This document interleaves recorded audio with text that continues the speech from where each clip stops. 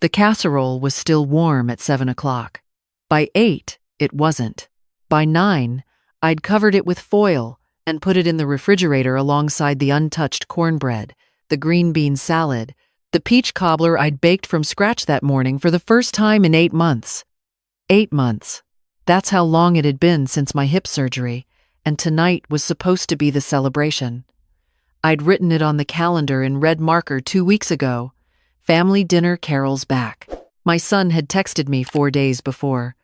Wouldn't miss it, Mom. Been too long. My daughter had called. Of course I'll be there. I'll bring wine. What kind do you want? At 6:45, I texted my son. Dinner's on the table, whenever you get here. At 7:15, I called my daughter. Voicemail. At 7:40, I called my son.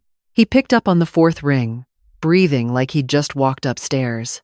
Hey, Mom, I can't really talk right now. Can I call you back in a bit? He didn't call back. At 9:30, I checked Facebook. I don't use it much. My friend Sandra had set it up for me a few years ago so I could follow my granddaughter Emma's school art competitions. But that night I opened it and scrolled with no real purpose, just looking for some sign that my children were okay, that there hadn't been an accident on the highway, that there was a reason, and there it was. A photo posted an hour earlier. My son and my daughter standing knee-deep in a lake, holding beers, grinning into the camera. Behind them, a rented pontoon boat, strings of party lights, a dock full of people I didn't recognize. The caption said, "Spontaneous lake weekend with my favorite people." Summer isn't over yet. 47 likes, 3 laughing face emojis from my daughter in the comments. I sat there holding my phone for a long time. They were 2 hours away. They were fine. They were at a lake resort in the middle of Tennessee, while I sat at my kitchen table with a casserole going cold and a peach cobbler nobody touched. I didn't cry. I expected to. Instead, I felt something settle in my chest, like a key turning in a lock that had been stuck for a very long time. My name is Carol Harmon.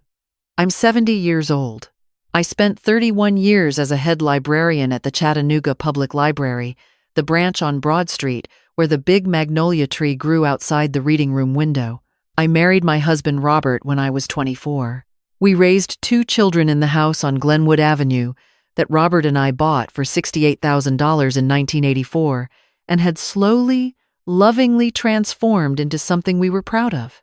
Robert died 22 months ago from pancreatic cancer. It was fast, the way that kind always is. 11 weeks between diagnosis and the morning, I held his hand in the hospital and felt it go still. I had my hip replaced 6 months after he died. My doctor said stress had accelerated the deterioration. My body and my grief had apparently been working in the same direction. But let me go back further. Let me tell you how I got here. Robert was a good man. Steady. He worked in insurance for 33 years, not glamorous work, but honest. We weren't wealthy. We were careful. We took the children camping in the Smokies every summer. We drove, never flew, until the kids were in high school. We clipped coupons. We saved. When my son was starting his real estate career and needed a loan to cover his licensing fees and his first year of desk expenses, we gave it to him. When my daughter went through her divorce and needed help covering 3 months of rent while she got back on her feet, we helped. We didn't think of it as keeping score. It was just what you did for family. After Robert died, things shifted. Not all at once, the way a cliff doesn't crumble in one piece but erodes at the edges first, a little at a time, until one day you look and realize there's barely anything left of the original shape. My son started calling less. When he did call, the conversations were short, purposeful. He'd ask how I was feeling. I'd say fine. And then he'd get to the actual reason. Could I co-sign on a lake property he was looking at? Could I loan him $12,000 for a renovation project? Did I still have Robert's old truck? Because a client of his needed something to haul equipment. I said yes, more than I should have. I told myself I was helping. That's what Robert would have done. My daughter was warmer on the surface, but more calculated underneath. She'd visit once every 6 weeks or so, always arriving with a bottle of wine and a story about how exhausted she was, how impossible her boss was, how she deserved a break. Those visits were about her, almost entirely. I'd listen for 2 hours, pour her wine, fix her a plate, and she'd leave feeling lighter while I sat in the quiet of the house afterward, wondering when she'd asked how I was sleeping, whether my physical therapy was going well, if I was eating enough. She never asked those things. I kept waiting for her to. The only one who asked those things was Emma. Emma is my granddaughter, my son's daughter from his first marriage. She's 17, with her late grandmother's red hair and the kind of old soul seriousness that makes you feel, when she looks at you, like she's actually seeing you and not just looking in your direction. She'd sit with me in the library room, I called it, that even at home, the room with all my books, and she'd pick something off the shelf and read quietly while I read, or she'd show me her latest project for her photography class, or we'd watch old movies together. She never needed anything from me except company, and she gave it back in full. Last March, about 4 months before the dinner that nobody came to, she sat next to me on the back porch and said, "Grandma, are you lonely?" I told her, of course not. She looked at me sideways. "You don't have to say that. I'm fine, sweetheart. I have my books. I have Sandra. I have you. But Dad never comes anymore." She said it carefully, like she'd been holding it for a while. "And when he does, he's always on his phone. He doesn't notice things the way you do." I told her that her dad was busy, that he had a lot on his plate. She nodded but didn't look convinced. "He forgot my photography show in February. He said he'd come, and he didn't." She paused. "He sent a gift card the next day." "Do you think some people only love you when it's convenient?" she asked. I didn't answer right away.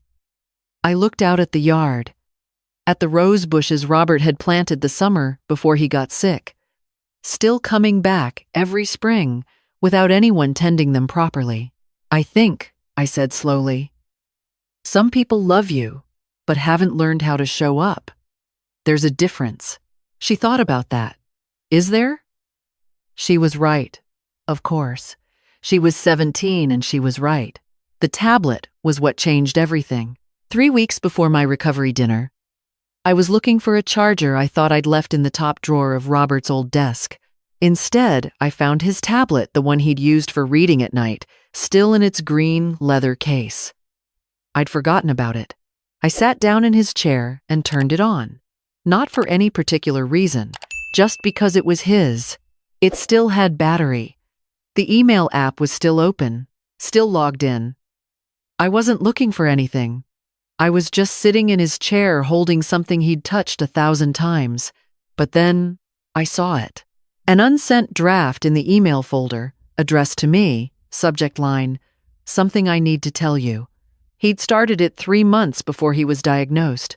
I almost read it. But it felt wrong not like that, not without warning. I closed it. When I set the tablet down, I accidentally swiped to the messaging app. The conversation at the top was between my son and my daughter, dated 6 weeks after Robert's funeral. I know I should have stopped reading.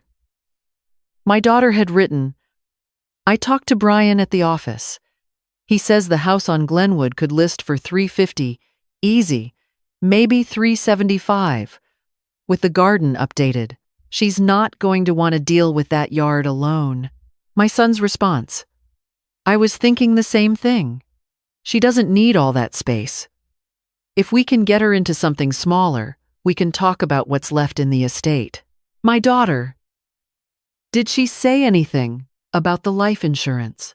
My son, "Not directly, but I'm assuming it went into savings. Robert was careful. There should be something substantial." My daughter, "We need to get her to talk to us about it. She's not going to bring it up herself." My son, "I'll bring it up next time I'm there. Just be gentle about it. She's still grieving." I set the tablet down on Robert's desk. I sat very still. Outside the window, the magnolia was just starting to bloom. They had been doing this. 6 weeks after I buried my husband, while I was still sleeping in 3-hour increments and forgetting to eat, they had been having a real estate strategy conversation about my house on a messaging app. I thought about every loan I'd given my son. Every weekend I'd sat listening to my daughter talk about herself while she barely glanced up from her wine glass. Every Sunday dinner they'd canceled. Every holiday they'd come late to and left early from. I thought about Emma, 17 years old, asking me if some people only love you when it's convenient. I didn't cry then either. Something about grief, the long, sustained kind, teaches you to feel without dissolving. I made 3 phone calls that week. The first was to Sandra. She'd been my best friend since we both worked the reference desk at the Broad Street branch in the early 90s. She listened to the whole story without interrupting, which is a skill very few people have. When I finished, there was a long pause, and then she said, "Oh, Carol. Oh, honey. Those children. I know. What are you going to do? I don't know yet. But something different from what I've been doing. Whatever it is, I'm with you." The second call was to my financial advisor, Helen, who had helped Robert and me manage our retirement savings for 15 years. We met at her office, and she walked me through everything: the life insurance, the savings accounts, Robert's pension, the equity in the house. The total was more than I'd let myself think about. I'd been living like a retired librarian on a fixed income, which I was, but I had resources I hadn't been paying attention to because dealing with them meant dealing with Robert's absence, and I hadn't been ready. The third call was to a lawyer. 2 weeks later, my children didn't come to my dinner. And the next morning, when my son texted, "Sorry about last night. Mom, something came up. Let's do lunch this week," I understood, with perfect clarity, that something came up was going to be the explanation for the rest of my life if I didn't change something fundamental. I want to be fair here. I know what it looks like from a certain angle: a mother feeling sorry for herself, reading too much into a missed dinner, overreacting to a few overheard conversations. But it wasn't one thing.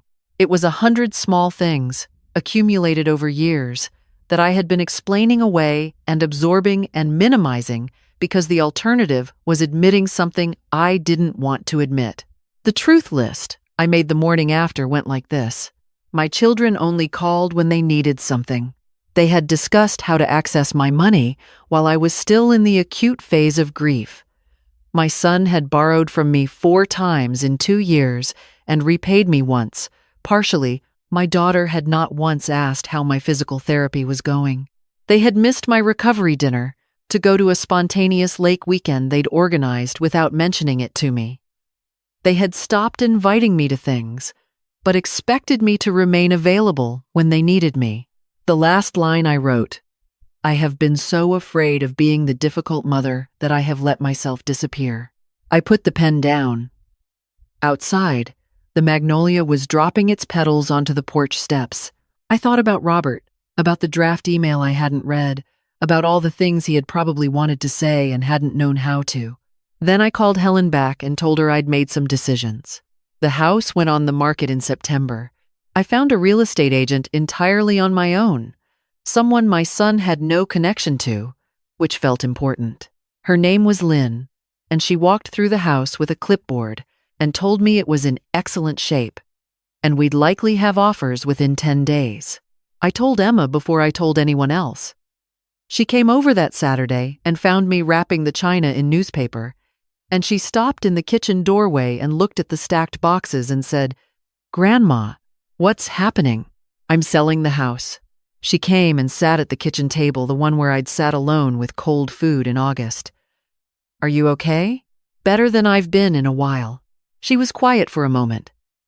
"Does Dad know?" "Not yet." She picked up a piece of newspaper and started folding it around a teacup, slowly and carefully. "Good," she said quietly. "Tell me what you need me to help pack." I had 5 offers in 9 days. I accepted one from a young couple. She was a teacher. He worked for the city, who had written a letter with their offer. explaining how much they loved the magnolia tree and the reading room, and hoped to fill the house with books and children. Robert would have liked that. The week before closing, I called my son. He answered on the second ring, cheerful. "Hey, Mom, what's up?" I sold the house. Silence. "The closing is Friday. I found a condominium downtown, near the library. I move in 3 weeks." "You, Mom." His voice changed. "You sold the house? Without talking to us? It was my house. That was our childhood home. You can't just—" "I also spoke with my lawyer," I continued. "I've updated my will. When the time comes, Emma will receive the condominium and the remainder of my savings in a trust.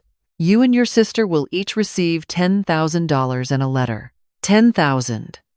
He repeated it flatly. "Mom, you're joking." "I'm not. We're your children." "You are. Which is why the letter will explain everything. I want you to understand my reasoning, not just receive an outcome. This is insane." "Because of one dinner?" "Not because of one dinner. Because of a great many things, including a conversation you and your sister had on Robert's old tablet about my house and my life insurance 6 weeks after I buried my husband." The silence this time was different. Longer. "That wasn't," he started. "You don't have to explain it. I've already made peace with it. I just wanted you to know that I know." I could hear him breathing. "Mom, we were worried about you." "You were worried about the house," I said, not unkindly. "And I understand that. We all want security, but your security cannot come at the cost of my dignity. Not anymore." I hung up carefully. "The way you set down something fragile." My daughter called that evening.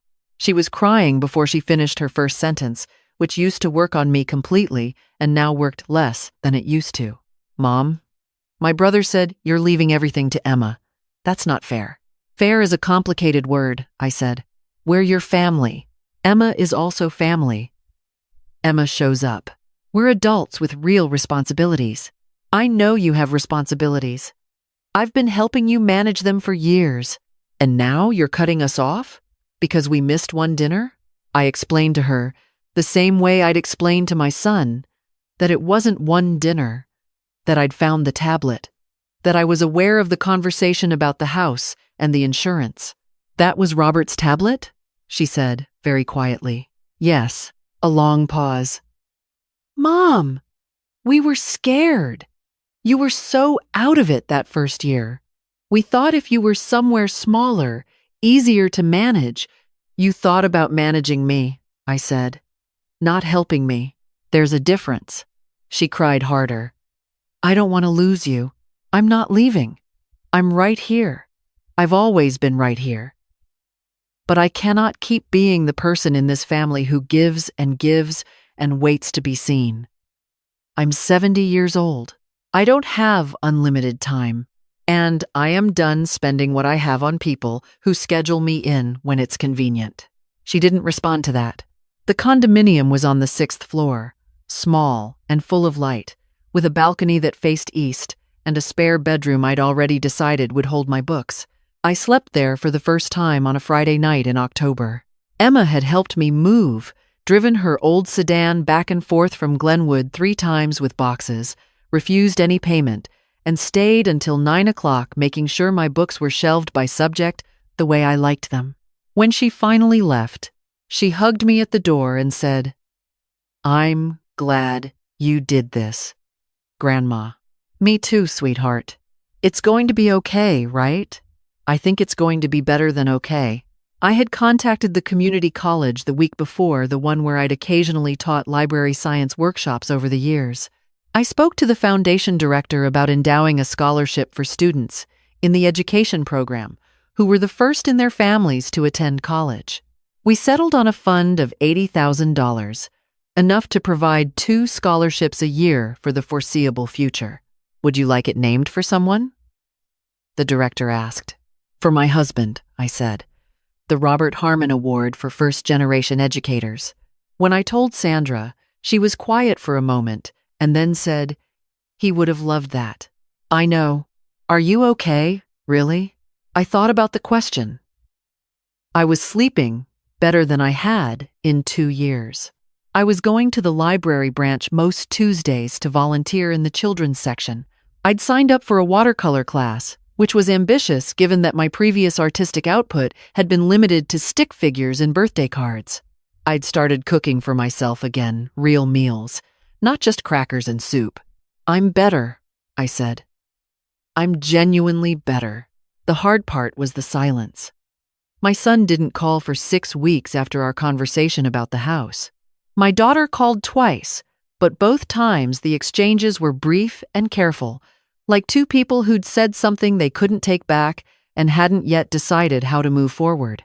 I spent some of those quiet evenings lying awake, wondering if I'd been too definitive, too final, whether there was a version of this where I could have held my boundaries without changing the will, whether that had been the right lever to pull or just the only one I could reach.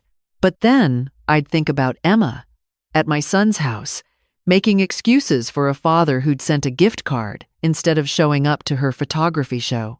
I'd think about a 17-year-old girl who understood transactional love because she'd grown up watching it modeled. I'd think about Robert's unsent email and wonder what he'd been trying to tell me. And I'd think, I have done this before. This middle-of-the-night second-guessing. I did it for 30 years.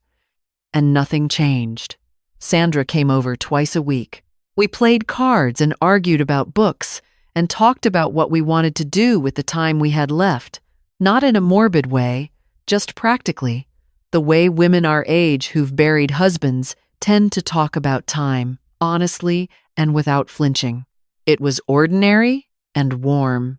And exactly what I needed. Emma applied to 4 colleges in November. She wanted to study photojournalism. Her portfolio was extraordinary. I'd watched her work on it all fall, spreading prints across my kitchen table and rearranging them, asking me which ones told the story better, which ones she should cut. She had an eye for the moment just before and just after, the pause that held the most meaning. "Grandma," she said one evening, looking at a print of an elderly man feeding pigeons on a park bench, light falling across the back of his coat. "Dad thinks I should study business." I looked at the photograph for a long moment. It mattered. "Your grandfather would have framed that one." She smiled. "Yeah?" He collected moments. That's what librarianship is. Really collecting and preserving the things that matter. Your photographs do the same thing. She looked at the print. "I'm going to study photojournalism." "Good," I said. Whatever Dad says, whatever he says." In January, I got a letter from my daughter. A real letter. Handwritten, postmarked. 3 days after Christmas, which I'd spent with Sandra and her family, chaotic and warm, and not once involving a request for money or a strategic conversation about my assets. She wrote that she'd been thinking for a long time about what I'd said. About showing up. About how love is an action and not a word. She wrote that she'd spoken to a therapist for the first time since her divorce, and that some things were becoming clearer to her. She wrote that she missed me. Not the version of me that gave and arranged and accommodated, but me the way I laughed, the particular things I noticed, the way I still got excited about a good book, the way she imagined I had at 25. She wrote, "I don't expect you to change anything. I just want you to know that I see it now. I see what we were doing. I'm ashamed of it, and I'd like to try to be different. If you'll let me." I read that letter 4 times. Then I called her. She answered immediately, like she'd been waiting. "Mom, I got your letter." She exhaled slowly. "I meant all of it. I know you did. I'm not calling about anything else. Not the house or the will or any of it. I just want—" She stopped. "I'd like to have coffee with you. If you want." "I want that," I said. We met the following week at a cafe near the library. She looked tired in the way that people look when they've been doing real internal work, a little hollowed out but somehow more present. She didn't arrive with talking points. She sat across from me, and for the first 10 minutes we talked about ordinary things, what I was reading, how the watercolor class was going, The renovation they'd done to the old theater downtown, it wasn't perfect. There were moments when old habits surfaced, a sentence that started veering toward her apartment lease, a comment about how things had been financially difficult lately, and I'd feel the familiar pull to offer, to smooth, to fix. But I stayed quiet, and she caught herself and redirected. And that small thing felt like enormous progress. "Are we going to be okay?" she asked, near the end. "I think that depends on what we're willing to do going forward," I said. "Not what we intend, what we actually do." "I know." She wrapped both hands around her coffee cup. "I want to try. Then we'll try." My son still hadn't called. Emma told me he was still angry, still convinced I'd acted out of grief and instability, that I would come around eventually. She told me this without judgment, the way she told me everything, just clearly. She'd had a hard conversation with him about it, and he hadn't taken it well. "He thinks you're being punished for forgetting one dinner," she said. "And what do you think?" She thought about it seriously, the way she always did. "I think he knows it wasn't just one dinner. I think it's easier to believe that than to believe the other thing." She was accepted to 3 colleges in March. She came over the evening she found out, practically vibrating. I opened a bottle of sparkling cider, and we sat on the balcony in the cool spring air, and I listened to her talk about which program had the better faculty, which city she could imagine herself in, what she wanted her life to look like in 5 years. She chose a program in Austin. She left in August. The Saturday before her move, she came and spent the afternoon with me, and before she left, she pulled something from her bag, a small photograph in a simple frame. She'd taken it in my living room the previous winter, without me knowing. I was sitting in the reading chair by the window, with a book in my lap, and the afternoon light coming through at an angle, and I was laughing at something I couldn't even remember. I looked happy. I looked like myself. "For your balcony," she said. "So you don't forget what you look like when you're not carrying everyone else." I held it for a long time. "Emma," I said, "whatever I have will take care of you. I want you to know that." She shook her head. "That's not why I'm here, Grandma." "I know, sweetheart. That's why I'm telling you." In September, the community college sent me a letter introducing the first recipient of the Robert Harmon Award, a young man named Marcus, 23, who had grown up in foster care and was studying to become an elementary school teacher. They included a short statement he'd written. He said that most of his life, he'd felt like he was reading a book that had been started in the middle, missing all the context that everyone else seemed to have. He said that this scholarship was the first time someone who didn't know him had believed he could finish the story. I read that sentence 5 times. Then I wrote him a letter. I told him about Robert, about 31 years in a library, about the way a good book could give you the context for your own life when nothing else could. I told him I hoped he'd teach for a long time and that his students would be lucky. He wrote back. We've been corresponding ever since. My daughter came for Thanksgiving. She arrived early, helped me cook, and washed the dishes after without being asked.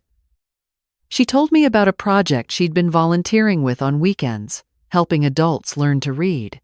She'd signed up, she said, because she'd heard me talk about literacy work for years and had never really listened, and now she wanted to understand why it mattered to me. I didn't say anything for a moment. Then I said, "Your father would have been so glad to hear that." She started to cry quietly. "I miss him, Mom." "I know. So do I. Every single day." We ate together at the small table in the condominium, just the 2 of us, and it was enough. It was more than enough. My son called in December, a year and a half after I sold the house. I almost didn't recognize his voice at first because it had lost the particular tone it always carried when he wanted something, that slight, upward lilt, that careful warmth. This time, he just sounded tired. "Mom," he said, "I've been thinking about what you said. About the tablet." I waited. "I don't have a good explanation." "We were scared. That's the truth. You were barely functional, and we thought we were being practical. I know now that we were being selfish. They're not the same thing. I appreciated him saying that. Are you doing okay? I mean, actually, I'm doing well, I told him. I'm taking a watercolor class and volunteering at the library and corresponding with the first recipient of a scholarship I created in your father's name. I'm sleeping. I'm cooking. I have Sandra, and I have Emma, and I have your sister, who is trying very hard. He was quiet for a long time. I'd like to see you. I said I'd think about it. And I meant it. I would think about it carefully, without rushing toward reconciliation just because it was being offered. I'd learned that much. At least. I am 71 now. The balcony faces east. And in the mornings when I wake early, I take my coffee out there and watch the light come up over the city. I think about all the ways a life can rearrange itself when you stop treating your own as something to be managed around other people's needs. I still write to Marcus. He finished his first semester with a 3.8 gigapascals. He wants to teach third grade. He thinks 8-year-olds are the perfect age because they still believe everything is possible, and it's not too late to show them they're right. Emma sends me photographs from Austin street scenes, portraits, the particular quality of Texas light in winter. She calls every Sunday. She asks how I'm sleeping, whether I'm eating enough, what I've been reading. She listens. There's a photograph on my balcony. In a simple frame, a woman sitting in a reading chair with a book and afternoon light and a laugh she didn't know was being captured. I look at it sometimes and think, there she is. There I am. I spent a long time making myself small enough to fit inside other people's expectations of what I should be grateful, available, uncomplaining, endlessly giving. I thought that was love. I thought that's what a good mother looked like. Robert knew better. He tried to tell me in the draft of a letter he never finished sending. I think I always knew too, underneath all the years of accommodation. I just needed to run out of excuses for not listening to myself. I'm not waiting anymore. Not for gratitude I may never receive, not for apologies that may never come in the form I imagined, not for a version of my children that exists only in what I wish had happened. I'm here, in this light, in this life smaller than before and somehow much more full. That's not a loss. That's what freedom actually feels like.